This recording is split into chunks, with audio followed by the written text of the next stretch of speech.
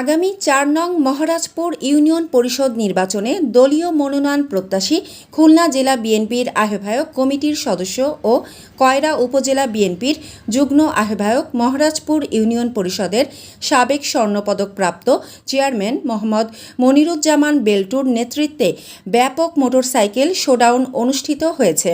গতকাল বিকাল ৩টায় মহারাজপুর ইউনিয়ন পরিষদ চত্বর থেকে শতাধিক মোটরসাইকেলের বহর নিয়ে শোডাউনটি শুরু হয়।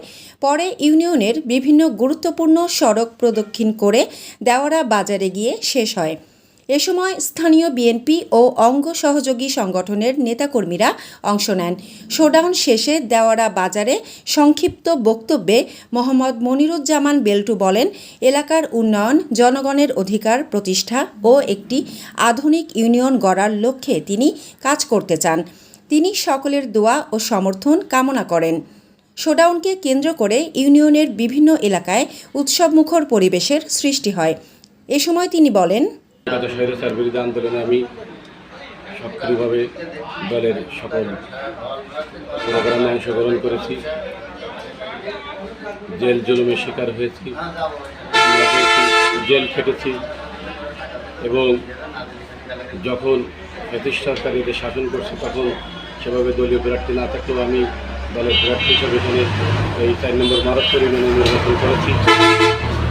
সেই হিসাবে এবং ৫ তারিখের পর হইতে আমি দলীয় যে সমস্ত সাংগঠনিক কার্যক্রম সহ বর্তমান সরকার ক্ষমতা আসার পরে তারেক রহমানের যে নির্দেশনা সেই অনুযায়ী আমি আমার কার্যক্রম পরিচালনা করেছি এবং আমি যখন চেয়ারম্যান ছিলাম সেই থেকে এই পর্যন্ত আমার বিরুদ্ধে কোনো প্রকার অনিয়ম, দুর্নীতি, চাঁদাবাজের কোনো কথা ওঠে নাই এবং কেউ কখনো প্রমাণ দিতে পারে নাই। এজন্য আমি দলের কাছে দলের মনোনীত প্রার্থী হিসাবে আশা ব্যক্ত করছি। দল আমাকে আমাদের তাকে দলের প্রার্থী হিসাবে আমাকে মনোনীত করবে।